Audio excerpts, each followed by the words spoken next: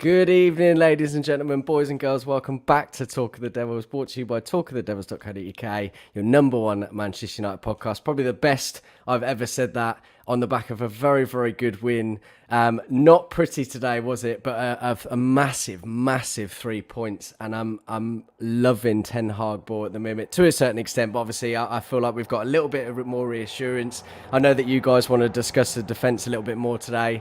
But a win's a win, 3 points, 3-1. Rashford obviously scoring two, which is always a real positive. Thanks for everybody coming on today. Get your comments in the background, guys. We want to read them out. Fred, thanks for coming on again, buddy. How you feeling? Yeah, really good. Thank you, Mark. Good afternoon, everyone. Just fantastic win against the league leaders. It's amazing, isn't it, how we're just a completely different team from the first two games of the season. It was a scrappy win today. I don't think it was as convincing as previous wins, but ultimately we got the 3 points against the league leaders, and we've just built a lot of momentum now, and we look like we've got a team and a squad that actually want to play for each other. And yeah, we just need to keep that going, get as many points as we can. It's going to be difficult now with the Europa League starting, so we're going to see what these players are really made of. But yeah, fantastic performance, good 3 points, and long may it continue. Yeah, long may it continue indeed. Very good points, well made. Marcus, great to have you back on, buddy. I hope you've been well. I know you've been very busy. How are you feeling after that? Now I'm feeling fantastic. It was a performance that was not the best, but I mean, we have to apply context. Context is everything in football. When you analyze a football game, you got to apply context. And this was an Arsenal team that is at the top of the league, unbeaten. The Invincibles, apparently. They were going to go on to win the league, apparently, according to Arsenal fans. So this is a really good team. No, all jokes aside, like I watched them against Villa. I watched them when they played against Palace. I've watched 3 or 4 of their games this season so far, and they've really impressed me. And what's most impressive about Arsenal is the fact that they don't have Thomas Partey. A lot of people said without Thomas Partey, this midfield is going to sink. No, Lukonga and Xhaka have been really good. So today's performance is all the more sweeter because Arsenal fans told us, you can't be optimistic, blah, blah, blah, blah. Well, look who's laughing now because we beat you 3-0. There was a couple of Arsenal fans actually in our space earlier today, well, one specifically, who said, you guys are being way too optimistic. You guys are being deluded. I mean, I've heard a couple of 3-1s. How can you say that? It's like, wow. It's funny how football works sometimes, eh? So I'm happy. I'm happy. A lovely little bit of slander there. Always appreciate that. But why not on a 3-1 win and probably a bit unexpected today. Stu, great to have you back on, buddy. How are you feeling, my man? Yeah, I was on the same space with Marcus, and it was quite a surreal space, actually. It was a bit weird. But look, all in all, I thought we'd win 2-1. So we came away with a 3-1 win. So I'm pleased about that. I thought overall, if we're being fair, Arsenal were better than us in their overall approach and their overall play. I thought they controlled the play quite well. But football isn't about how much you control in a game. It's about how many goals you score more than the opposition. And, we did that. We scored a very, very good first goal. I thought Antony took his chance well. Funnily enough, actually, I was about to, I'd loaded up a tweet about how Antony needs to calm down and actually get a hold of the football, stop dicking about with it to an extent. I understand why it's, first time playing for Man United, first time at Old Trafford, etc., etc., etc. But sometimes you've got to be a professional, level-headed footballer rather than let me try and endear myself to the fans immediately. However, he gets his goal, he took it well, pretty much down to Eriksen. And then, of course, Arsenal I thought we were fortunate to get away with the Arsenal goal, if I'm being brutally honest with you, as a central midfielder. 6 of one, half a dozen, really. Yeah, it was very unfortunate, but obviously it plays into our hands. Played into our hands, but again, I thought he took it well. I thought the through ball was terrific, and Dallo was caught sleeping again, and Martinelli, I thought he finished it quite well, but. You got to love what Arsenal are all about, are about as a football team and a football unit. I think that, as Marcus and Fred have said, they're fabulous to watch. They really are. There's just something about Arsenal that actually makes you want to watch football. And so all in all, I know we'll touch on intricacies a little bit later on. What a great result. I mean, yeah, it's a far cry from the first 2 games of the season, isn't it? Yeah, massive turnaround. I hope that we can use this as a bit of a springboard and continue that reign of form, as you've all said. Great points, well made. Get your comments in, guys. Want to be able to obviously go through those. Tell us how you're feeling. Tell us who you felt played well, who could have done better. I think obviously substitutions, and Gary Neville alluded to it earlier. It was a huge gamble, and I think that kind of went against him. As soon as Fred came on the pitch, he actually did very, very well and really changed the game for us, I feel. But yeah, so we'll talk about Antony. Obviously, 75 million. Surprised to see him start again. Obviously, we haven't seen Casemiro start. I thought he would take a little bit longer to integrate into the team. But Fred, a very well taken goal, wasn't it? Really well taken goal, and I think this is what you get with Antony: composure on the ball. Obviously, he's got that killer left foot, which was hugely advantageous. I mean, I think it was one of the Arsenal players had a similar chance. I think maybe Saka in the second half, and he took on his right foot, and you could see that the angle was against him. So that's what you get with Antony. He is very rash. Stu's right in pointing that out, but I think the adrenaline was very high today. One thing that really impressed me actually with him was his tracking back and his energy. We've not really seen that much from any of our wingers this season or last year. So I think that's going to be hugely beneficial if he develops that relationship with Dalot specifically, who's a bit light on the defensive side. Then it provides a lot more stability on our right hand side. But yeah, took his goal very well. I think 60 minutes was probably right for him today. Not take him off when he did. Ronaldo came off for half an hour. And I think Ten Hag just was great with his tactical decisions today. He got a lot of stick before the game for not starting Casemiro. Obviously, when you win, you look like a genius. But I think he reacted. Could have gone horribly wrong, couldn't it? Could have gone horribly wrong, but I think he reacted very well to Arteta's in-game tactics. I think Antony's going to be hugely promising for us going forward and offers something that we've been lacking in recent years. Yeah, absolutely spot on. Really, really exciting. Obviously, very, very pleased. You always want a player to come in and hit the ground running, and obviously with the price tag, there's always a little bit of negativity with that. But obviously, getting that goal is hopefully going to take that away straight away. Just to go into Marcus Rashford, Marcus, I wanted to speak to you about that name. Obviously, very, very well, exactly the same. He scored 2 today. Scored 1 the other week against Liverpool. Seems to be sitting some sort of form. His decision making still questionable at times, hitting a few offsides here and there, but a very, very good performance by him today and did what he does best. Yeah, he had 2 key passes. I think he created 1 big chance as well. So on top of 2 goals and an assist, he was very influential today. And what was particularly noticeable about Marcus Rashford in the last few games is that I'm not sure about the goal against Southampton because I think that was a bit of an anomaly. But against Leicester, he was involved in the goal. Today, he was involved in all 3 of the goals, actually. So it seems like Marcus Rashford, even though we all question, well, not all of us, but some of us question his overall game, it seems like the reason why Erik ten Hag continues to pick him is because he knows that whenever there's an opportunity to hit teams in transition, that Marcus Rashford can be involved. And so far it's worked, so far it's worked wonders. And I was one who was very critical when I saw the team sheet. I was like, oh, here we go again. Why isn't he playing Ronaldo up front? But I've got egg on my face now because it worked. So it was a fantastic game by Marcus Rashford. And long may it continue. I think what will be interesting to see is if he actually does evolve as a player, if he does continue to improve, because one thing I've been saying consistently is that Erik ten Hag will improve a lot of players. And whether you like them or not, even some people who, don't rate players like Scott McTominay, players like Marcus Rashford, players like Harry Maguire, etc., some of them will improve because of his coaching. So I hope Marcus Rashford is one of those players. He seems to fancy him in the 9. Yeah, absolutely right. And Jim James, thanks for coming in and watching us today. Thoughts on the left-footed right winger? Fred did talk about this a moment ago. We're talking about Antony, how well he took his goal, and obviously, always good to have that. We always talk about Rashford being best suited on the left, so we can cut in and obviously Antony's going to bring that too, but very, very good today. Just Marcus, one thing on that, Mark. Sorry, quickly. It was very evident that Antony's very one-footed, so that's going to be something to make possible concern going forward. He can only cut in on the right. I don't think he's got a very good right foot, so he's going to have to rely on Dalot potentially to provide those overlaps. But yeah, something to look out for in the future matches.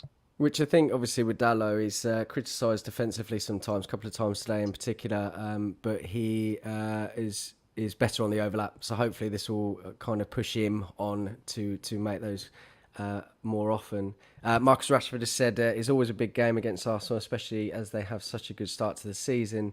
It was a big test for us today. We showed up and stood up to the challenge. We can be proud of ourselves. It is good to get into a rhythm.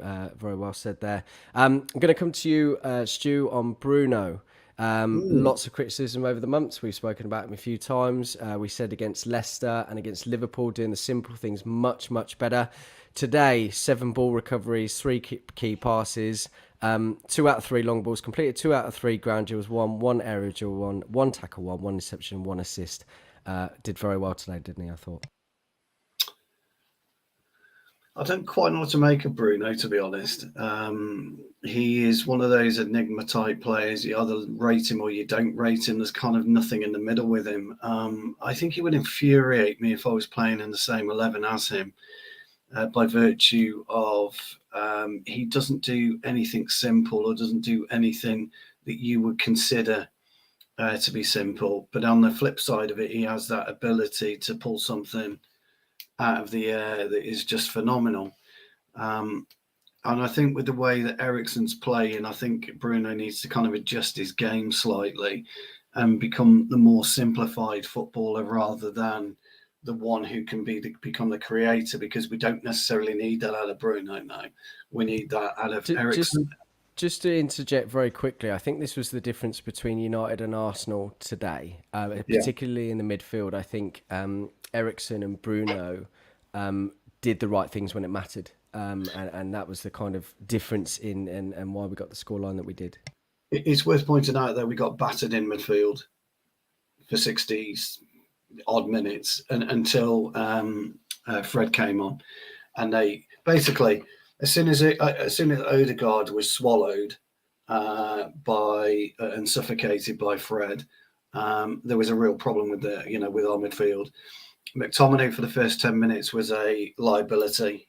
Although he had a very good game, his approach play, he became a liability for those first 10 or 15 minutes. Stupid fouls were given away, blatant pushes, which is what you want. But the game's moved on from 2008, when I think we were battering the Arsenal midfield in terms of sheer power and sheer presence. So for me, as much as I tend to agree with what you're saying, I think Bruno's got to tailor his game now. So if you're going to play in the same team as Eriksen, you can't have 2 similar players. You've got to tailor your game to the opposite of exactly what Eriksen is. But look, most people will think that Bruno's had a great game today. I think he's been okay. Some people won't agree with Bruno. The problem with Bruno is now, unfortunately, as fans, we're thinking back to when he first arrived at the club. And we're thinking back to what he achieved when he first arrived at the club. We're not actually looking at what he's achieving and given to the team right now. So it's a conundrum, is Bruno, I'm afraid. Yeah, very much so. I totally agree with you. Obviously did wonderful things when he come in. Has been off the pace for a while now. But I totally agree with what you're saying. Stu and Marcus, we were talking briefly backstage about the defensive errors. You weren't too... what I was saying was, and I think I said earlier on the show, is that I feel a lot more calm when we are getting hemmed in sometimes, and not too concerned all the time. And I think we defended relatively well today. Personally, obviously we had let 1 goal in, and you'll probably rip me to shreds here, but one of you go first and talk to me about your worries for today. I'm not going to rip you to shreds, but I will say, and I'll coin a Marcus phrase here, a week's a long time in football. And a week's a long time in defenders until Gabriel Jesus pops up. And he absolutely mullered Varane and Martinez today. Mullered him. He's never done that to any defence that I've seen when he was at City. He started to be a lot more physical. He started to be a lot more dynamic. He started to be a lot more intelligent in everything that he does in his play. And I can't believe I'm saying this about Gabriel Jesus. I really can't. But you know, sometimes you've got to take your rose-tinted spectacles off and look at a footballer and look what as a player he can do. I thought he was absolutely top drawer today. He was kind of my man of the. Sorry, you can't say man of the match anymore, can you? He was my player of the match because I just thought he was industrious in everything that he did. He was pivotal. I'd never seen Gabriel Jesus back in to a centre half before, hold the play before, twist the centre half, make a pass, spin off him. I mean, he absolutely bullied. I don't know about you guys, but he bullied Varane. Yeah, he made Varane look safe. So what happened that by one single player disrupting the two centre halves, he actually disrupted the back line. He disrupted Dalot and he disrupted Malacia. Saka had Malacia on toast pretty much all game. I'm sorry to say, Malacia is a great player, but these guys have got to really start looking and thinking about how they approach different types of forwards. I've said this plenty of times before, and I'm going to say it again. Do your homework. As a professional footballer, do your homework. Go into the analytics room, look at who's likely to be playing against you, and do your homework on him. And if Malacia had done that, really sat down for an hour or 2 hours with an analyst, he could have avoided the kind of traps that he was that he fell into today. Certainly with the way that Saka and Odegaard play, because Odegaard is just a phenomenal player of finding space and supporting players and drifting into space. So I think we've got to be careful and say that, you know, we're all happy with our defence and our defence is where it needs to be. We're still a long way off, and they've still got to. They're still learning, learning to play with each other. You know, we've got to understand that, and Dallow's kind of like coming into it. But I think we just need to be a bit more aggressive. Certainly, Varane needs to be a bit aggressive. But again, Marcus, he'll know this, and you will for it, because I've spoken about this before. Varane was never an aggressive type player. But if Martinez is off the pace, and he was isolated today by Jesus, if you noticed, that allowed him to wrestle Varane. You've got to stop that. Varane's got to say to Martinez, "Follow Jesus, get me out of this hell that I'm in. Take Jesus off my hands for a minute." He never did that, and this is communication between the two centre halves. So look. I know people will have a pop at me over it. That's tough. You've got to watch football and understand defence. I've said it before, and I'll say it again. Here he is, and that's. I don't know what the guys thought, but that was my overall thoughts on defence today. Yeah. Before we move to Jamie, good to see you, buddy. Just want to ask Marcus if you got anything to add to that for the defensive perspective. Yeah, I mean, everything Stu said is spot on. And I think the best example of our fullbacks being put on toast was the disallowed goal from Arsenal. Now, as everybody knows, an unfortunate byproduct of the Erik ten Hag system is that when you play a high line, you're going to get caught to the break sometimes.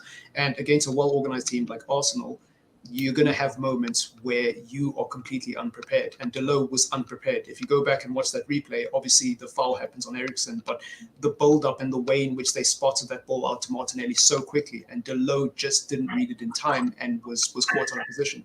And then subsequently, the rest of our back four wasn't ready because we just lost the ball and we were just starting to reorganize our defensive structure. You saw that happen a couple of times today because even Saka did it so many times to Malacia where he would cut in and Malacia just couldn't keep up. His only option was to either foul him or do something silly. So there is glaring problems in that defense. And the biggest worry for me is what happens when one of them gets injured? Because, you know, we're now looking back at Shaw and Wan-Bissaka. So yes, I've been happy with our defense. Yes, there's been genuine improvements, but let's not pretend like we are where we need to be yet. You know, there's still a long way to go, as Stu said. Another thing, on the actual centre-backs themselves. Now, I don't think they played terribly. I thought Varane, by his standards, didn't have a great game, but I thought he was okay. And I thought Martinez, there was a moment, I actually noted it down. There was a moment in the 23rd minute where Martinez was so intelligent. He could have given away a penalty. Saka was in the box. He could have given away a penalty, but you could see him stop himself. He put his hands in the air and he just froze. And did you see him going two-footed or made an attempt to go in two-footed before he got to Saka and then he stopped? And then he stopped. And that's the thing. Foot. Yeah, and that's the thing with Martinez. That's what I like about him today is that even though it wasn't his best game, along with Rafael Varane, the mentality is still there. The intelligence is still there. So, the games like this are going to happen, man. You got to remember that Arsenal are a good team. And on Gabriel Jesus, listen, I know a lot of people. He was a very contentious topic at Manchester City, but personally, I've always rated Jesus because I always felt like even though he wasn't scoring and getting a lot of assists at Manchester City, the reason why he was there to begin with was because of his technical side. Now, he wasn't doing it week in, week out, and, hardly anyone does in the Pep system, who comes in and isn't scoring goals. Like, if you look at the number 9s at City, if you're not scoring goals, you're probably out of the team. Pep doesn't really like to play with number 9s who are known for the technical side. Yes, be technical, be a false 9, but also you still need to score. And I think that's why Jesus just fell away. But today you saw his quality. You saw how he raised it for Arsenal, man. So you got to apply the context. This was the first real test for our defense. And no, I guess they passed it because we didn't concede 3 goals. But, there are red flags. Yeah, absolutely. Great analysis there, Marcus. Thank you very much, buddy. Jamie, good to see you, my man. I hope you enjoy that. Talk to me about, first of all, how you feeling? And anything to add to that, really? Yeah, absolutely buzzing. From what I've heard, Stu, once again, was on the money with the defensive analogy, as he always is. Marcus there making some phenomenal points. I think, for me, the thing that was coming into this game, and I spoke about this quite often with my friends, with people that I was just chatting to about the game in general, that Gabriel Jesus' biggest threat today was going to be the way that he occupied our defence. Marcus is spot on there with, for some reason, Pep didn't like how he operated, because he either wanted, a striker in there who was just going to score goals, or he wanted somebody that was going to link the play more elite than Jesus did. But I think today Jesus has shown to Pep why he deserved to probably stay at City, because the way he's operated in Mikel Arteta's system, and when I was looking at our run of games after the Liverpool game, I was like, the Arsenal game is going to be a nightmare, because Jesus will sit on the centre halves and will wind them up and will occupy them all game, and he creates space for the runners in behind him, which is what he's done so far this season. He's been a real goal scoring threat, but I think the stuff that he does off the ball that he maybe doesn't get the same amount of plaudits for is he creates space for Saka and Martinelli behind. And we saw that throughout the entire game today, is that his work against Varane and Martinez made the entire back four tuck in and try and swell that sort of defensive third, which obviously plays right into Arsenal's hands and allowed Martinelli to have the freedom of that left-hand side and Saka to have that right-hand side. Other than that, I think we performed well. I agree again with what I heard from Marcus then, that this was probably our defence's biggest test on paper, and I think we've done quite well. I agree that Martinez showed incredible intelligence to pull out that challenge with Saka. He saw what was going to happen if he didn't. And the problem is that when you end up with a referee that's made a decision like he did, and it is the correct decision, it is to rule out that goal.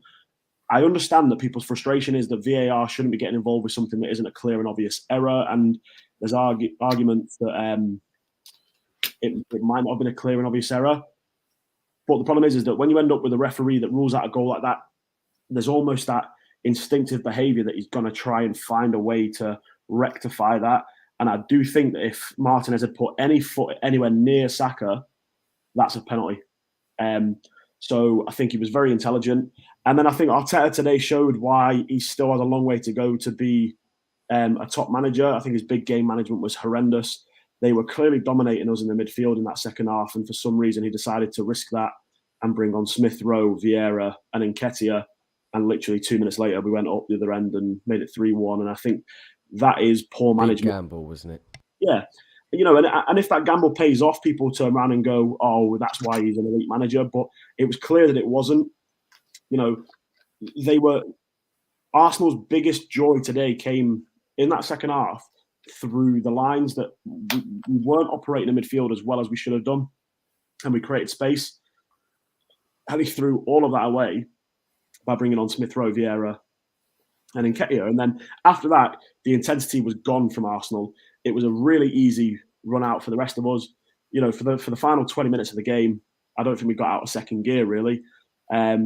So all in all, I think we were good. Antony on his debut, there was a couple of times he did some cheeky flicks and tricks and stuff like that. And we like that at the theatre, do you know what I mean? Getting a goal on his debut was banging. The substitution was potentially a bit questionable, but it is what it is.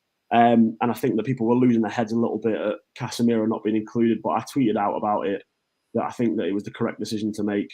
And I think why do you think that was a correct decision? I expecting him to play today. I wasn't expecting Antony to start just because of the integration and that sort of thing. But why do you think it was the right decision?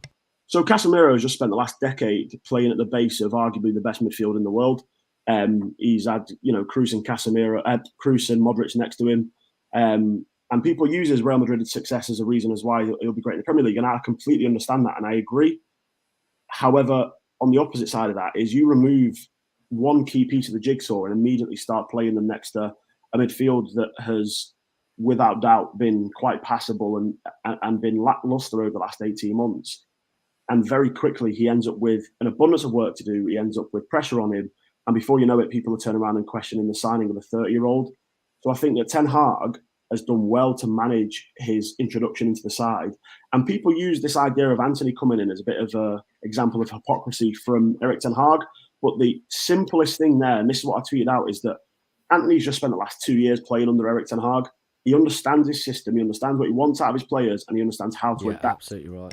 So him coming straight in makes sense because he knows what we can do. And look at that, he paid dividends immediately. Scott McTominay, whatever you think of him and whatever people think of him as a midfielder, the last 4 games now has been rock solid. He has been good. And today in the first half, he was arguably our best midfielder. So I think that Erik Ten Hag was justified in his decision to start McTominay. And Casemiro, might take a little bit of time just to get used to him, and I think he's managing it quite well. But all in all, 3-1 against the Gunners. Mikel Arteta's high-flying Gunners that everyone was like, "Oh, are they going to win the league? Are United going to get relegated?" And all of a sudden, we're within 3 points of them. And I'm not saying we're going to win the league because I'm not a reactive fan. I'm not an idiot. Is that I still think the City are the favourites for it, but there is nothing better than helping, just guide Arsenal towards that capitulation that they experience every season. So yeah, all in all, I'm happy with the 3 points. Rashford, again, it's confidence for him, and that's what he's lacking. He's not lacking talent; he's lacking confidence. So him bagging twice today, perfect. Absolutely perfect indeed. Yeah, great points, well made. And Fred, sorry mate, you've been quiet for a little while. Apologies for that. I wanted to come in about Mctominay. Again, another player obviously under a lot of criticism all the time, but has played, today we didn't play particularly well at all, but I thought that he was pretty good getting stuck in again today and has been pretty good for the last few games. But what was your thoughts on his performance today? Another very solid performance. I personally, it was no shock to see that Casemiro started on the bench. In my opinion, if he was going to start, it would have been for Eriksen, but Eriksen managed to put in another man of the match display and a full 90-minute performance. McTominay is undroppable at the minute. I mean, he's certainly carrying out Ten Hag's orders on the pitch. Look, he's not the most aesthetic player, but he's doing a job. He's doing what he needs to be done. He's that physical player that the other 2 midfielders. He offers that physicality that they may not be able to offer. Especially in the game of the magnitude today, he was, he could put in a tackle. I thought his yellow card was brilliant. The way he spun around Jesus. I mean, that's exactly what we're going to see in these types of games. It's almost as though that when players come in, it creates competition. Funny that. Go on. Exactly. And I genuinely, this must be I think this is his best run of form in the last 12, 18 months. I mean, I think one of the biggest criticisms of McTominay and Fred is that they weren't able to string 2 or 3 performances together. It was just one-offs here and then against Leeds or who not. I think he's brilliant. And Casemiro is inevitably going to come in. There's no doubt about it. If we want, in a good season, we're going to play 60-plus games. Even when Casemiro came on, I think his first touch, he gave away a chance to Arsenal and it led to a Maguire yellow card. Poor. It was poor. And, we don't know how match fit Casemiro is. Exactly what Jamie mentioned. The system that he operated on at Madrid is completely different to this one at United. Antony, everyone will throw the Antony argument. It's a completely different argument. He's played 2 years under Ten Hag, like Jamie mentioned. And I think Casemiro, he played 90 minutes in the Super Cup, yes, but we don't know what type of preseason he's had. So he may be physically fit, but he may not just be match fit. So, yeah, I think start McTominay again today, great decision.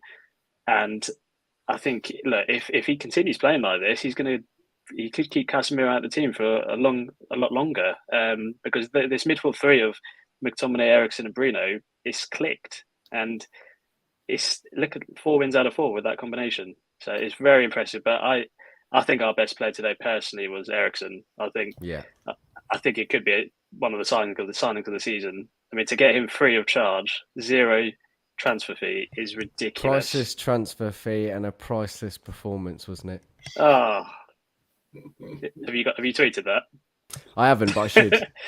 Marcus, you wanted to come in about. Steal it. No, you're not having it. Everyone knows now you're not having it. I'm coining that one. Sorry, Sunshine. Marcus, you wanted to come in on McTominay, buddy.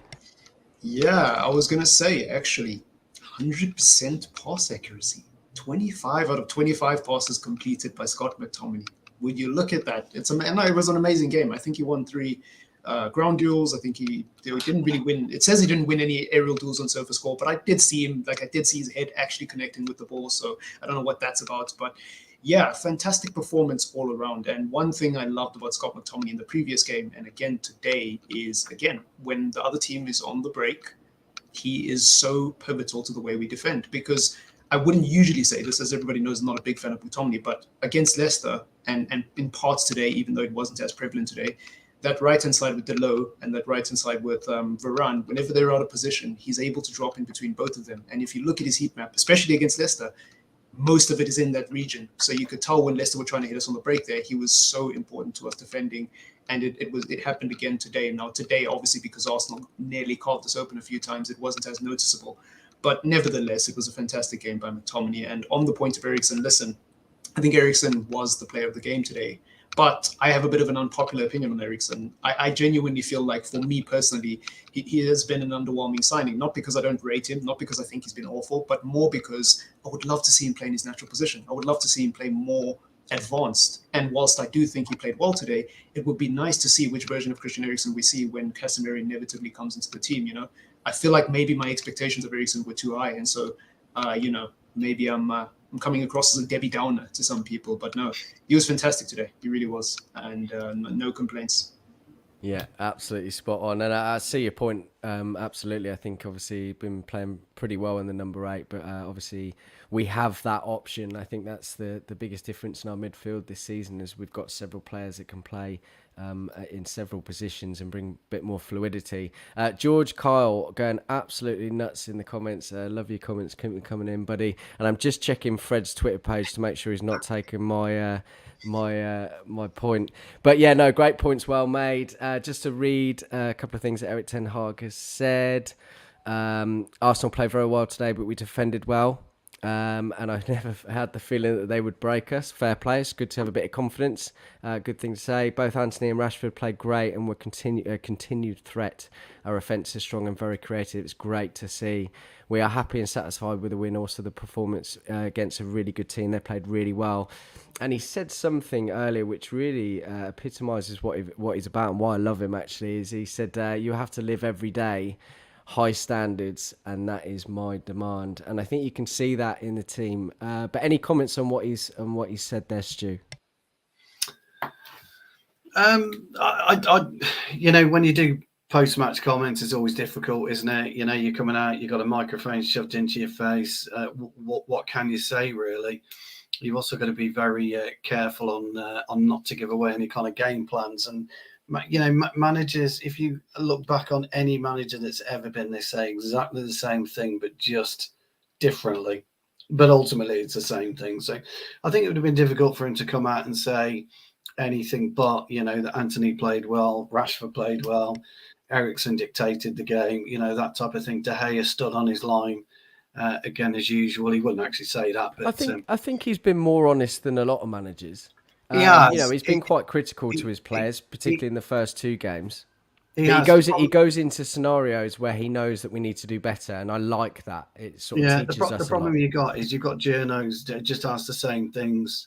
Tell us about the result, that type of thing. So look, coming away from it for United fan, for us, absolutely brilliant. But you close the door on that now and you move on. We got Real Sociedad on Thursday. That's what you're going to be thinking about come tomorrow morning. How we're going to play in Europe. Are we going to play something different? that type of thing. So I do like his honesty. I do like the way that he stands up and he's got no issues saying what he wants, saying how he feels, etc. I think he was quite honest about Casemiro. Casemiro hasn't played in his system before, as the lads have touched on. That's why Antony started, because he already knows the Ten Hag system. So I kind of like that type of thing. But, Real Sociedad at home should be okay Thursday.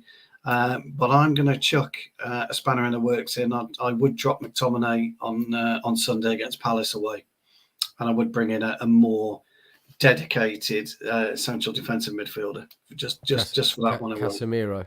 It'd be very, very difficult away from home against somebody like Palace, who's exceptionally well organised. I think it'll be so I would do that. Yeah. Fair points. Right, we're going to come to the ratings now then. This is probably going to split opinion a little bit. There was a comment here, which I know Stu will like. We talk about every week. De Gea is still a big issue, but I'm not going to come to you today, Stu, on that one. Fred, talk to me about David De Gea, please. To be honest, I don't think he had that much to do. Couldn't do much about the goal, I don't think.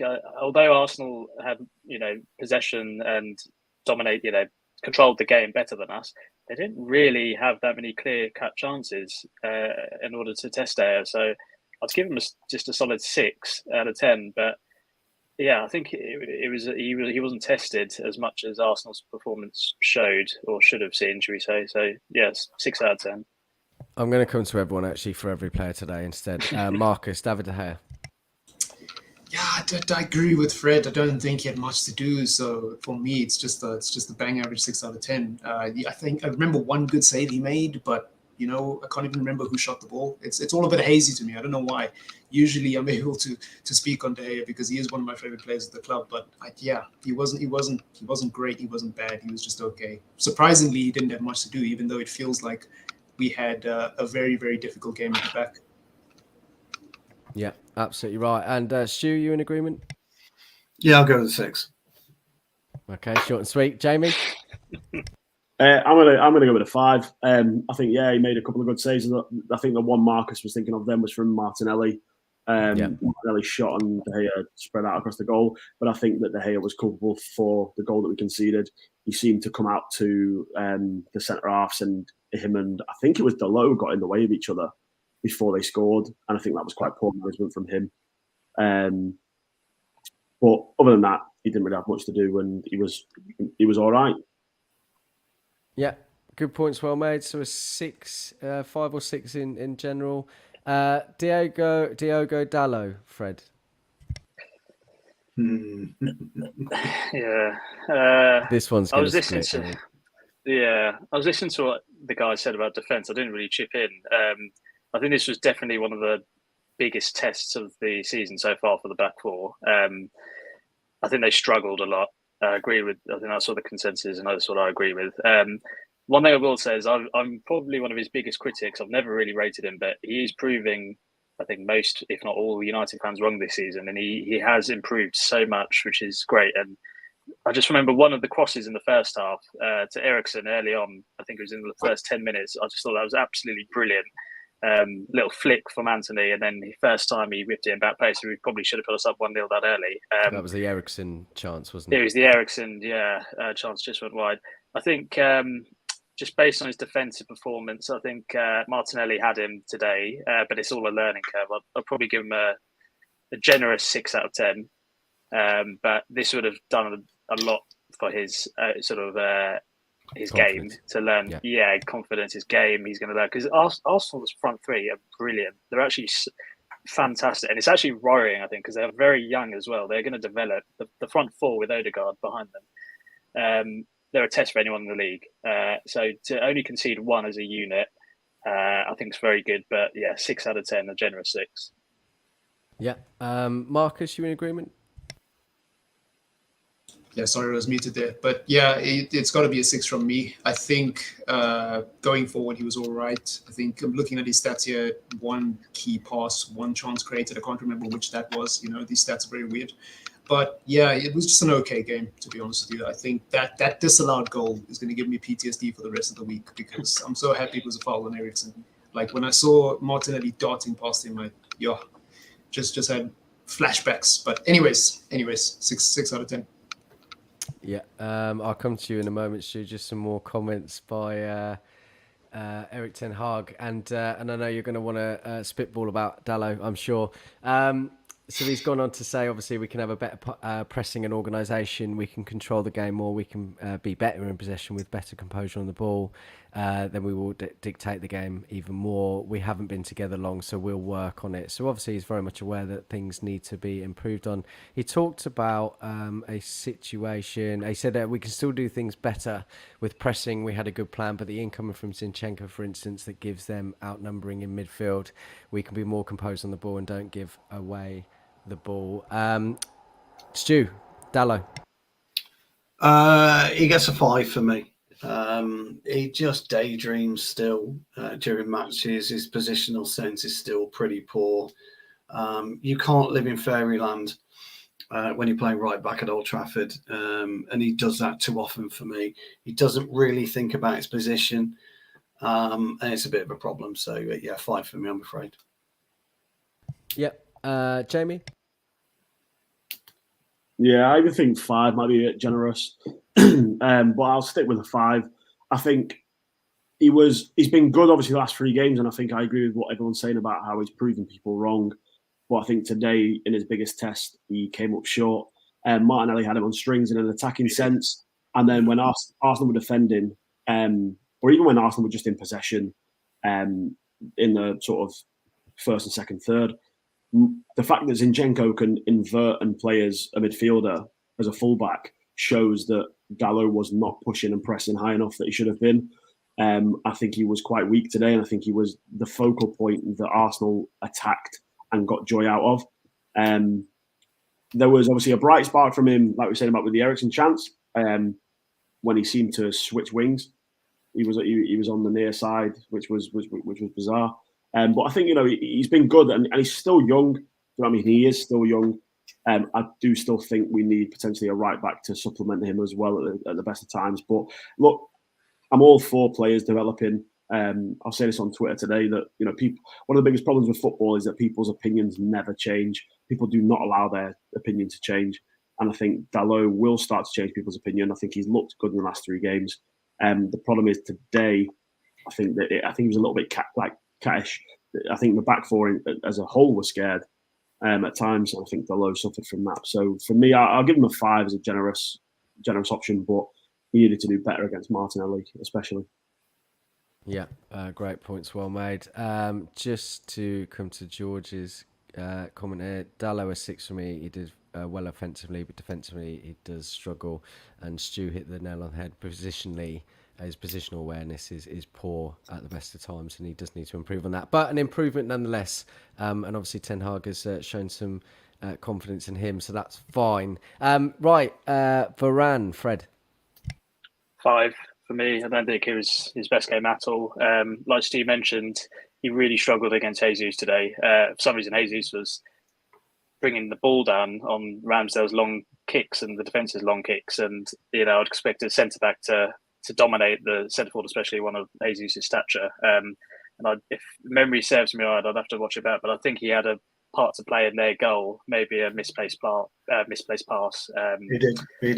Yeah, he did. Yeah, so yeah, one of the more difficult games for him. So I'll give him a 5 today. Yeah, Marcus. Yeah, I think I'm going to have to agree. I think I'll also go with the 5. Reason being, I thought obviously off the ball he had a lot of trouble, as everybody has pointed out. But even on the ball, he wasn't his usual self. His pass accuracy is at 73%, which doesn't sound bad. But for a defender in the Erik ten Hag system, it should be much higher because a lot of your passes are side to side between the back four. The 2 long balls he attempted, I think he missed both of them. I'm looking at his SofaScore rating as well. They're being generous, by the way. And yeah, it just wasn't a great game for him. Now, he was very busy, Arsenal very good, yada, yada, yada, but I think it's a 5 by his standards. Statman Marcus today. Absolute great stuff. Thank you, buddy. Stu? Yeah, 5. I think I said all I need to say about Varane today. Yeah. Jamie? Yeah, he was all right. It wasn't his best game, but it is what it is. I'm not expecting 10 out of 10 from defenders every week, so I'll let him off.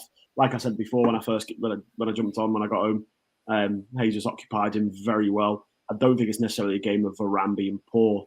I think Jesus was exceptional off the ball, which he has been all season, and I think he occupied him very well. So it stopped him from doing what he's best at. But at the end of the day, it's still Varane. And if we can keep him fit, we're in the money. Yeah, absolutely right. Right, I'm going to speed up the process a little bit. Stu Martinez. I'll give him a 7. I thought he was the best out of a bad bunch today, only purely and simply down to the intelligence he showed to not give that spot kick away. So all in all, he understood again what Premier League football's about by a minuscule centre forward this time. Which nobody will mention, by the way, because I think they're roughly about the same height, aren't they, Jesus and Martinez? I don't think Jesus is that too much taller than him. So I think he would have learnt a valuable lesson in communication on how to deal with a different type of centre forward today. So he gets a 7 for me. Yeah, and as we spoke about earlier, he refrained from going into that challenge against Saka, That's brilliant. That was brilliant. He went in 2-footed, got hold of the ball, and then took himself out of the challenge, made it very clear to see, and saved himself from conceding a penalty, which is really, really terrific intelligence, and that's what it's all about. Half-time minutes, Stu. Yeah. I'm going to talk about my man Tyrell Malacia. I was talking about him backstage. I know he got turned on a couple of occasions. He's a young man.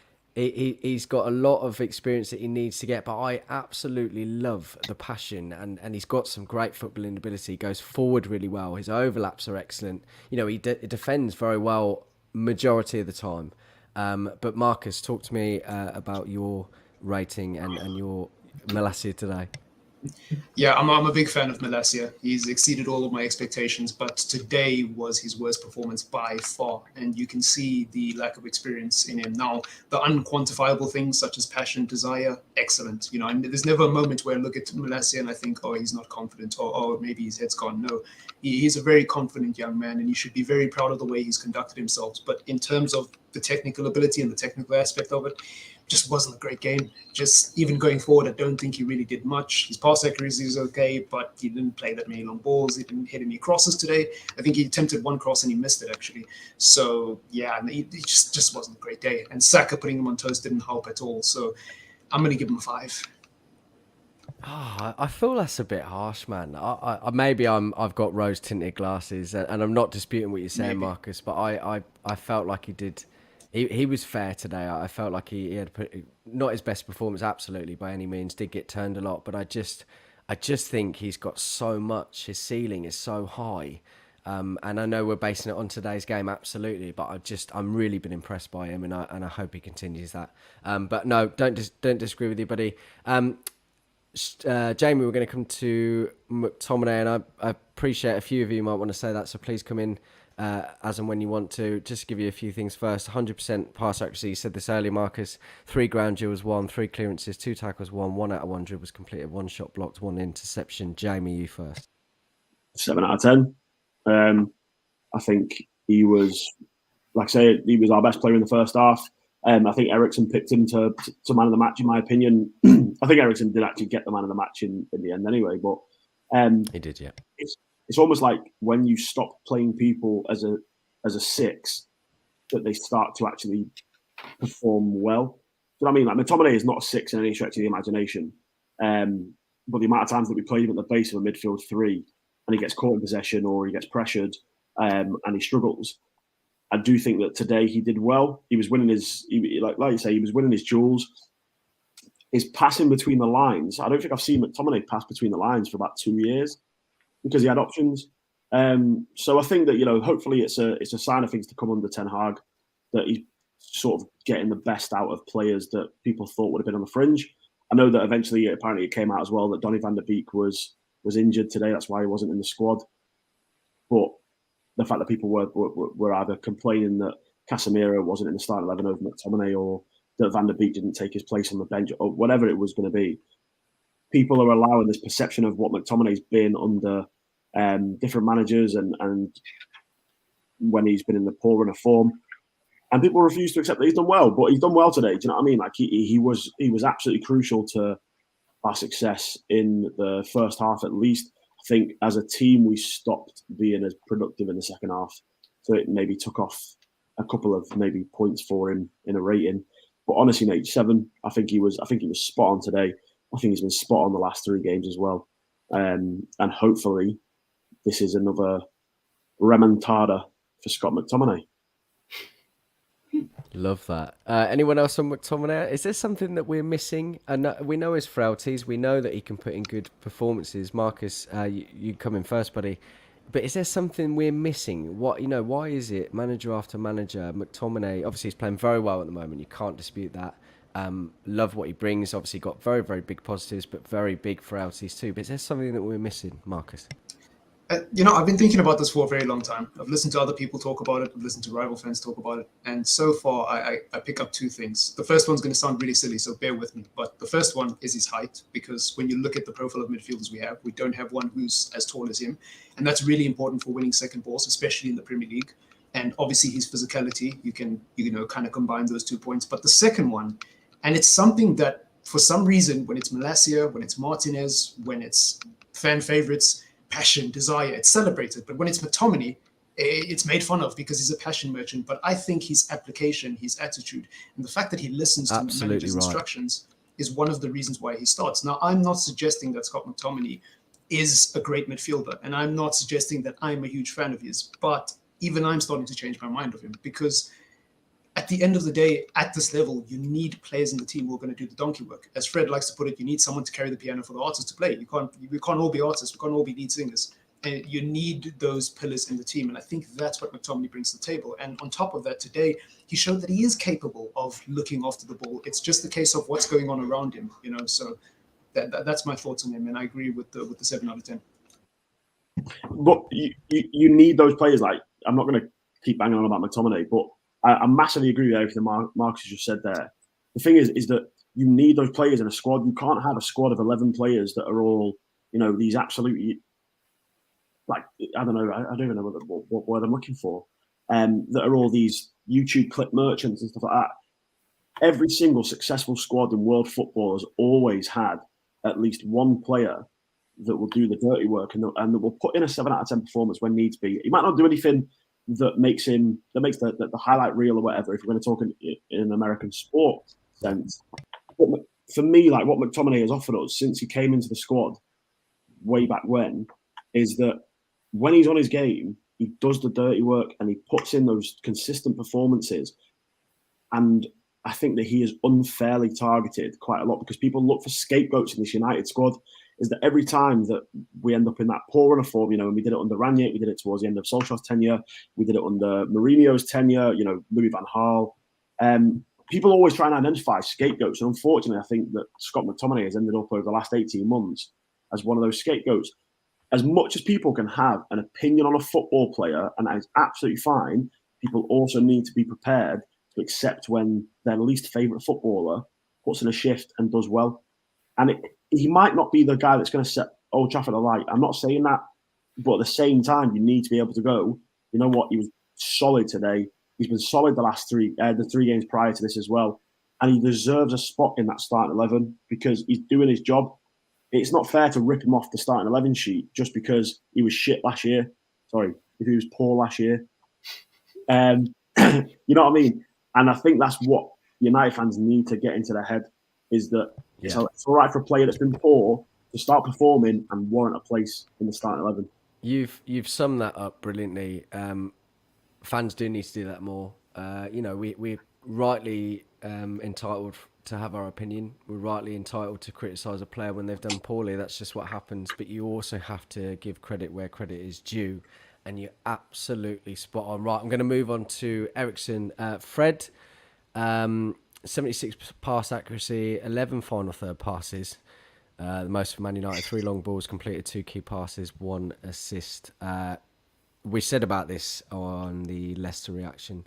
Really, I know he didn't today, but he was fundamental in the really big parts and the changes that we did in order to get our 2 goals. Well, 3 goals, obviously, but he's such a good player to have in the team, isn't he? He's just so good. He's just really, really good at football. I'm gobsmacked that he's played as much as he has, and it's just been brilliant. And honestly, I think this sort of links into the McTominay argument. I mean, you're having types of players like that around you. It makes other players good. The best come out of them, and I think this is what we're seeing from McTominay. It's what we're seeing from Bruno as well, and the other the other players around the squad. He's just very good at controlling a game. He's very good at passing. He's very good at dictating play, and I think again Bruno and McTominay are flourishing from it. That front three is that midfield three is really clicking, and he's starting to get the output as well now. Like you mentioned, a couple of assists was it, and even the third goal for Rashford square. Like brilliant the way he beat the offside trap. I know that there was space by that time. Arsenal had just gone gung ho, but some he still got passes by him today. Oh, brilliant! And it's just the composure as well. The end product. That's something what we've been missing. And I think you may have touched upon at the beginning of the stream, Mark, that the onus has fallen on Bruno in recent years to create something and do the spectacular, and he gets a lot of stick because for various reasons, but. I think now we've got some, that can be eased. We've actually got 2 midfielders with great technical ability, and it really, really does benefit us. And the opposition can't just target one player now; they actually have to consider that in their tactical approach whenever they play us. And then that also leaves McTominay to actually work on what he's actually best at doing, probably the defensive aspect of the game, the physical aspect of the game. I think McTominay. He, sometimes it just doesn't click. When he was playing with Fred, he'd been asked to do a job that neither of them could do.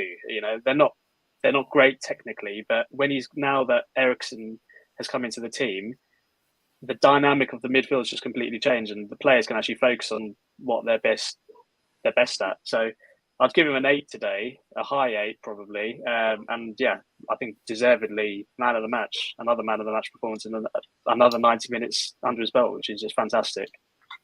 Yeah, absolutely spot on, and miraculous what a player can do. Absolutely right, and you particularly see that in the midfield, and obviously as your centre back partnerships as well.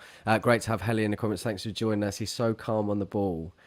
Total zen, and she goes and say, "Evening, George. George, you've been an absolute soldier tonight." Comments of the night, commenter of the match for sure. But no, really appreciate it. And loads of you on Twitter. Make sure you come over to youtube.com/Talk of the Devil. It's been a great show, and really good analysis from everybody. Right, who's next? We come to the front three now. Jadon, Sancho. I'll come to you, Marcus. Yeah, it's weird when your front three plays so well that you almost don't even notice one of your best players in Jadon Sancho. Because I thought Antony was amazing, and I thought that Rashford had a really good game. Actually, I almost said decent, but it was a lot better than decent. With Sancho, I just thought he was a victim of others around him being a lot better because I didn't notice him much. And that's not to say that he had a bad game. He was involved. I believe it was the first or second goal. I can't remember which one, but he played the pass that went to Rashford, and then Rashford played it to Antony. So I guess that was the first goal. He was just calm on the ball, just calm on the ball. He was going at defenders. I think at the start of the game, particularly, I think between the 10th and the 20th minute, there was a moment of interplay between him and Eriksen on the edge of Arsenal's box on the left-hand side. I thought that was really good between the two of them. That just showed two footballers who were on the same wavelength. So, yeah, but I don't know. I really feel weird about Jadon Sancho, but I'm going to give him a 7. Yeah, and absolutely right. Justice for Bruno. I did this midweek as well. I forgot Bruno entirely. Terrible by me. Just give you a few stats. I'm going to come to you, Stu, on Bruno. 7 ball recoveries, 3 key passes. 2, I said this earlier, I think 2 out of 3 long balls completed, 2 out of 3 ground duels won, 1 aerial duel, 1 tackle, 1 interception, and 1 assist creator.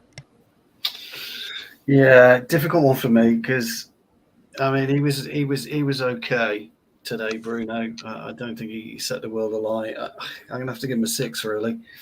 I didn't do anything that I would consider to be what Bruno can do.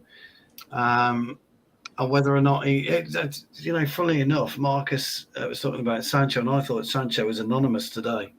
I really did. I think he was our worst player. Yeah. Personally. I didn't know where he was, and although Bruno wasn't anonymous, I think he was playing anonymously, if that makes sense. He didn't really put a stranglehold on the game, and Bruno's got to start doing this. The lads are talking about Eriksen and his guile, and the way that he can float around like a peacock and just utilise the ball brilliantly. Bruno's got to do something. He's got to get his own plume of feathers back up, because he's almost bland as a player at the minute, is Bruno, and we he needs to kind of rekindle some kind of form. So he gets a 6 for me. Yeah, good points well made. Jamie, you wanted to come in? Yeah, because obviously I said this the other night with you, Stu, and Phil Marsh when I turned up, 20 minutes late after I finally set that technical issue. Yeah, it's becoming a bit of a habit, that, isn't it? Well, I mean, today was more the fact that I was on my way back from watching a game. So, but no, I think with Bruno, and I agree that it looks as if he's sort of regressing a little bit. But I still think that it's more down to the fact that he set such a ridiculous standard of himself when he that's the problem. And I'm not saying that Stu, I agree with a lot of what Stu says. Stu is a spot on person when it comes to analysing football. But I do think that, I personally think that Bruno was really good today. I think in the role that he operated in, he quietly went about his business quite well. And of course, he set up Marcus. Not obviously our Marcus here today. He set up Rashford for that goal. And it was a ridiculous pass, and it was a massive display of the ability that he still has in him, that idea of reading the play and being able to deploy the ball in such a manner. And I just think that, yes, he might not hit the heights that he did in terms of the lockdown period and stuff like that, just after he came into the club and he was breaking records for goal involvement from midfield and stuff like that. But I don't think that necessarily is a bad thing. I think that he's still performing quite well. I think he takes on the captain armband with quite a good bit of experience as well behind him. The only thing with Bruno, I think that he needs to sort out maybe is his whinging. That's it. But at the same time, I love seeing him wind up opposition fans. Do you know what I mean? I do love seeing that. That tackle from Sambi Lokonga, where potentially VAR goes to that, and it's if that's not United versus Arsenal, and that's I don't know, and it's a Leicester versus Crystal Palace, and somebody makes that challenge, red card. But because it's one of the high-profile games of the season, they ignore it. You look at Van Dijk's challenge against Everton the other day, that clearly been a red card.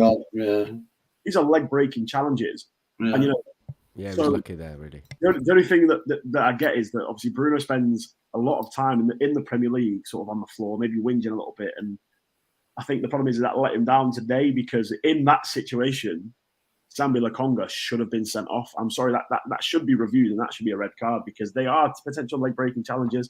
But I think Bruno was good today, and I think it matched up with what I said midweek after Leicester, that he's quietly going about his new role, and I think he will find a new role under Ten Hag. I think he's more playing as an 8 than he was as playing as a 10 or even a false 9 at times when he first was spawned. I was just about to say that. I think he's dropped a lot deeper, and he is a victim of his past success. That's one of the issues. But he's not so much a shadow striker anymore. He is an actual midfielder, and that's beneficial to the team. And I think what you're saying without Ronaldo as well, I don't think that it's a myth that they can't play together. I think there's something in that, and he's definitely better when he's got runners in our attack. So someone like a Rashford. And he's off the ball as well. It sort of it radiates the squad. I think he's one of our better players off the ball, and just generally he's one of our best players. He does get a lot of there will be a narrative about the whinging. That's definitely an issue, but in terms of the dark arts element, you need players like that in the squad as well. And it's one of those ones that you want players like that. The opposition hate them, but when they're your players, you love them. So. Yeah, it was okay today, but that assist for was it the third goal or the second goal? Fantastic. Not many players in the league could do that. Ridiculous ball. Yeah. His awareness is phenomenal at times. His awareness was good, but if you think about the start of that, it was Eriksen's little dink which he let go across his body to then allow him to do it, which was brilliant. All I would say is, and I don't disagree with anything anybody said, all I would say is when you do drop deeper as a player that he is doing, he's got to be a bit more robust on the ball, so to speak. He's got to be able to hold the ball better than what he's been doing. I said at the beginning of the show, Jamie, he would infuriate me right now if I was playing alongside him or I was playing as a deep line 6, because I'm knocking the ball into him and he's rolling around, he's whinging or whatever. I'd like to see him hold. I'd like to see him grow in his stature a little bit. When he first came in, he offered a little bit of aggression and the guile. We're just missing. That's the missing ingredient for me right now. Is just not the aggression side of it, but being more robust when you've got the ball to feet or when you are in the thick of it in midfield. I think Eriksen shows a little bit more strength or a bit more wherewithal, I'm guessing, at the minute. But he did set the bar so high. And it does look like he's regressing. I'll take your point. I don't think he is regressing. I just think he's maybe adapting to a different type of Bruno. And I need to adapt to a new style of Bruno as well as a fan. So maybe it's that, really. Yeah, I completely agree. I think he's adapting, is having to adapt. And listen, he was the master of his own downfall. And I think that just shows you how poor the squad was at that point. You know, you come in, you set the groundwork for them, and it makes everyone around you realise, shit, you know, this is how I need to be. This is what I need to get up the level. You set the bar. Now, I think what's happened is, you're right, Stu, I think he's learning a kind of different trade, coming back, coming deeper. But the other players around him are a class above what we had. So I think he goes, like Jamie says, goes around his business a lot more silently today. And I think he still does really great things. Absolutely agree with you. He needs to be a bit more robust. I agree with Jamie, probably a little bit less whingy, but I love winding up the opposition fans. But hey ho. Right, Fred, Marcus Rashford, and anyone else that wants to come in on Marcus Rashford? I'd give him an 8 again. I mean, he was fantastic today. I mean, he took his goals very well, and it's something that I'm very impressed with, actually. I think a couple of years ago, you give him that much time on the ball to think, he would just kick it straight at the goalie or go wide of the mark. So his finishing has really improved. I think I'm not a fan of him as a 9, but he's there to do a job inevitably.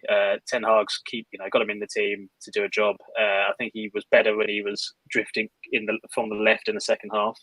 But he's one of our few players who are always on the last man, who are continually making those diagonal runs. His offside, or his awareness of the line and the last defender does need to improve. I mean, it was only one offside today, but in the past there's been a lot more. But he's gradually improving, and he's got 3 or 4 goals so far this season, which is a huge improvement from last season. So I'll give him an 8. He was the match winner today, and I just hope he continues, because I think in order for Man United to be successful, we need a good Marcus Rashford, and the fan base needs to get behind him, because I think he just gets so much stick. Yeah. And he's a confidence player. He needs confidence. He needs the fans and to back him, and he will perform on the pitch. So yeah, hopefully the goal scoring run continues. But yeah, solid 8, high 8. Maybe a 9 on another day, but yeah. He gets a 1 out of 10 for me, because I left him on my bench in fantasy, and I'm fuming. He's a funny one, Rashford, isn't he? Because there's absolutely no way he can play for the middle. Not open up. We haven't got, outside of Ronaldo, we haven't got a 9 at all in our squad, and that's a real problem. And I'm talking about a 9 who lives, as Jamie knows, from the penalty spot onwards, the 12 yards in and around that box, and he eats in the 6-yard box, because he will get everything. Any scrap, I'm 3 seconds quicker than anyone else in there, and I'm scoring. Unfortunately, when we haven't got that, he won't take a couple of stitches in his face, will he? Because somebody kicked him in the face, but he's got there first.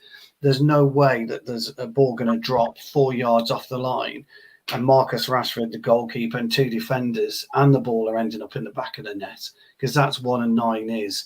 And we don't have any of that. And I've seen various people on Twitter, various people actually on other channels are talking about Rashford's got to be turned into a 9. Well, let me tell you something, and I'm not a striker, okay? You cannot teach instinct. You're born with it. Yeah. You understand it. You can't teach it. So Rashford is 90% a striker, but not 100%. You need somebody who lives and breathes in those 12 yards. That's where they call home. Pitch up tent, because when the ball's out wide, I want it in. Look at Ronaldo. He's a great example of a number 9. Look at Ronaldo when Fred's pass to Bruno was just abysmal anyway, but that's another thing.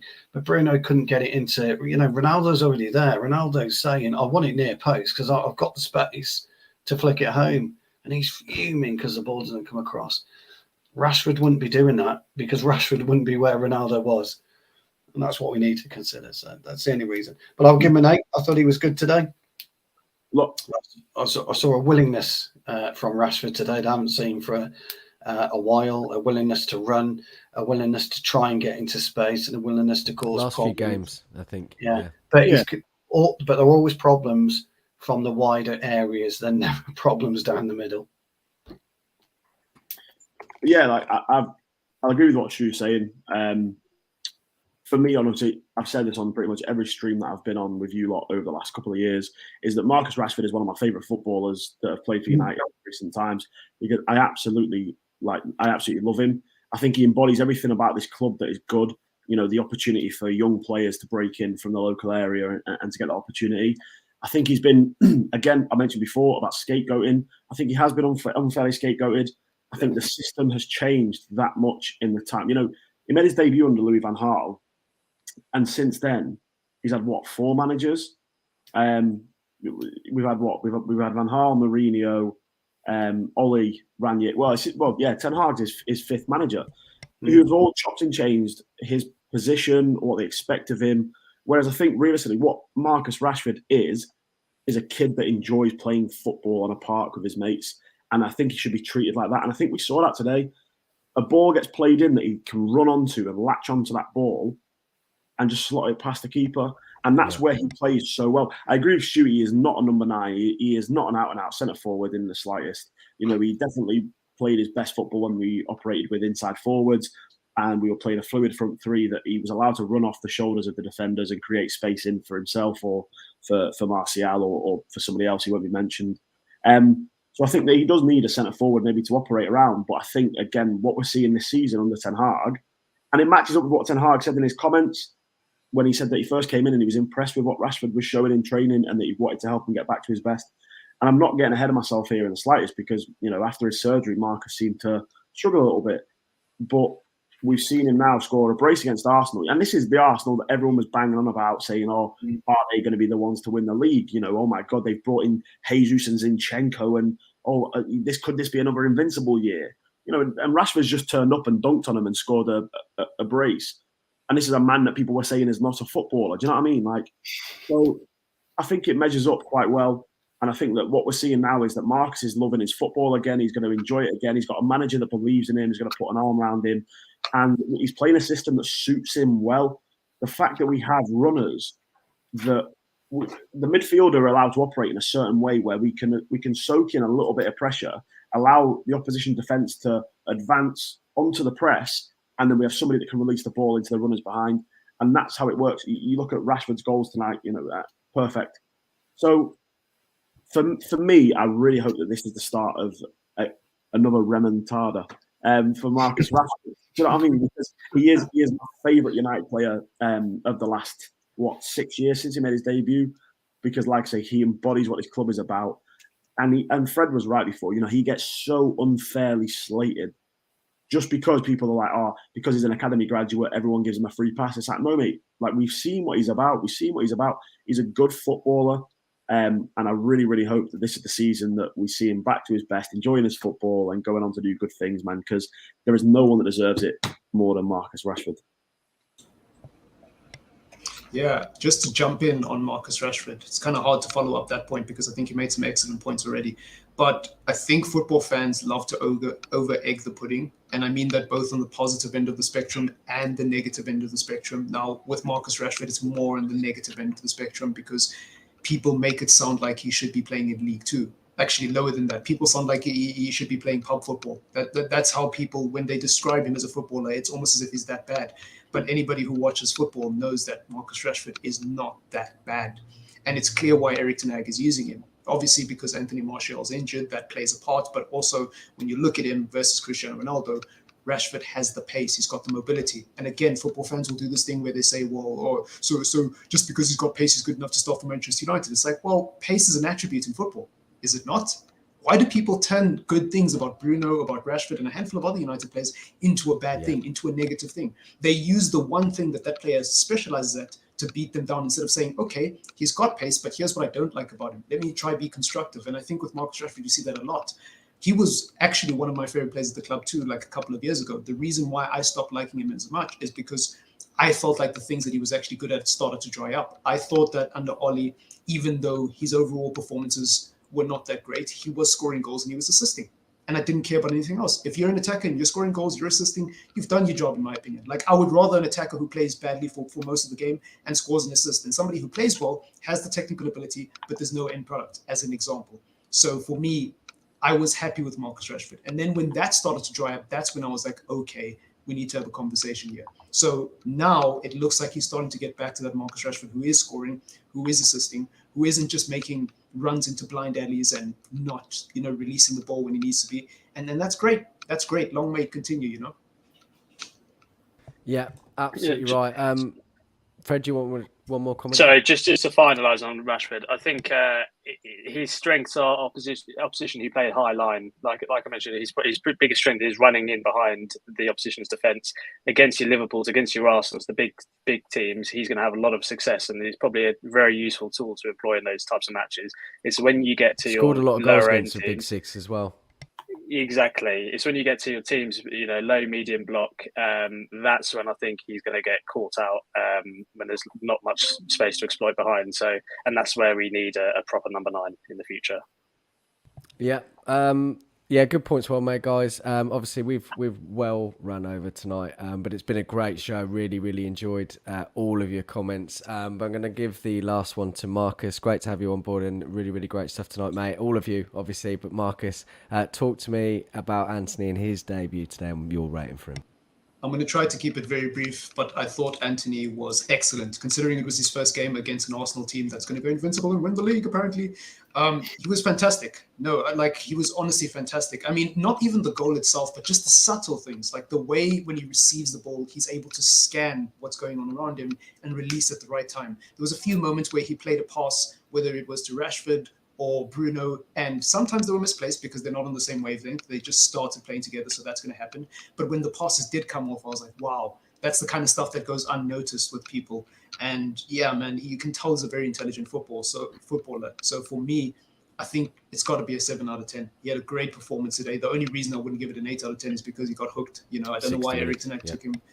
Yeah, I don't know why Erik ten Hag took him off so quickly, but I guess it's, kind of the whole feed him in mindset and don't throw him into the deep end too often, although you started him, which is very confusing.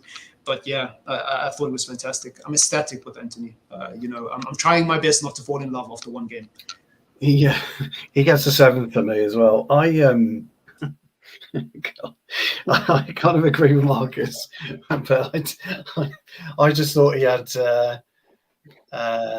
I just thought he kind of froze on the Old Trafford pitch today, only because I just thought he just tried too much. I just thought he went that extra yard when he could have come back an extra couple of yards and just played within himself a bit more. But look, you know what? To play at Old Trafford, you've got to be cocky. To play at Old Trafford as a winger, as a tricky winger, you've got to have balls of steel. And he's provided more than I thought he would today, but I kind of knew Marcus will agree with me on this one because he knows football, and so will Jamie and Freddie, and so will you, Mark. And me. I was good. Yeah, I said it. and that is, we all knew exactly what he would do. We all knew the type of performance we would get from Antony. We all knew he would overplay any type of situation. And people going about the Cruyff turn, absolutely, yeah, great. But his hesitancy that got him into the problem in the first place was down to Old Trafford's nerves and making your debut. Because normally you just stick your head down, get round him, get your cross in, or pull it back and knock it back 10 yards to Dalot for Dalot to cross, which he did 5 minutes after for the Eriksen effort. So that's my only criticism. I do like him though, yeah. He gets a 36 million out of 10 for me. He brought Diogo Bonito to the theatre and he scored in his debut against Arsenal. And for me, he could retire tomorrow and the 85 million is well spent. At the end of the day, the last person that I remember scoring, well, Dan James, I think, was the last United player to score in his debut, and it was in a 4-0. Daniel. Yeah. And the fact that I agree with what Stu's saying is that I think at times, he did things the difficult way. The two things I obviously remember are the goal and that one position where he did that little chop pass in when he was being swarmed by Gabriel and Zinchenko, I think. He got himself into danger because he was, hesitating on the ball, but then he just decided to go, you know what? The guy plays football like he's on the beach at the Copacabana. And if he wants to do that for the rest of the season, I don't care, man. Let's pay Ajax another £100 million just for the sake of the entertainment. He scored in his debut against the Gunners, who were unbeaten, the perfect record of the season. That's it. The guy could not do anything for the rest of the season for me, and it would still be a 36 million out of 10 rating. He's going to get clouted at Palace, and he which is great. Absolutely. And to be honest, I think he'll handle it because I think he's got a bit of. The guy grew up in the Gazellas. Have you not seen those interviews? It's like I seen people getting shot when I was growing up, and I used to come home from school. Not be like, is that the best you can do? Is it? Yeah. By the way, his little Cruyff back heel was quite funny because it did bobble a few times. It was quite funny. He didn't quite pull it off, did he? But anyway, there is an argument. He might be the best Brazilian player to play association football in the history of the world because he scored on his debut against Arsenal at Old Trafford. Yeah, man. Listen, I'm all for that. Listen, I don't think you've had a winger like him for a little while. Someone we needed. I mean, since Memphis, really. I know Memphis didn't hit the ground running, but he was a bit more about trickery, quite good technically, and wanting to take players on, and I'm all for that. Listen, he's I can't believe you're forgetting Gabriel Overton. Yeah. Bebe on the other side. Right, listen, and he also headbutted Darwin Nunez when he played for Yeah. Didn't he just? Yeah. We want to see a bit more of that. No, I thought it was a great debut and very well deserved. Great finish. Yeah, we want to see a lot more of that. Listen, we're going to come to the end now. I'm going to give a comment of the night. What a signing Price's performance from a Price's player, assisted by myself. You stole my tweet. BS. Now, listen, it's been a wonderful show. Obviously, an emphatic win in the end, really, and a fantastic 3 points. And it's 4 out of 4 for me now. We've turned the tide, and I hope that continues. But listen, thank you all very much for coming on today. Really, really great show. Great stuff. And great to see you back on again, Marcus. And wonderful comments as well.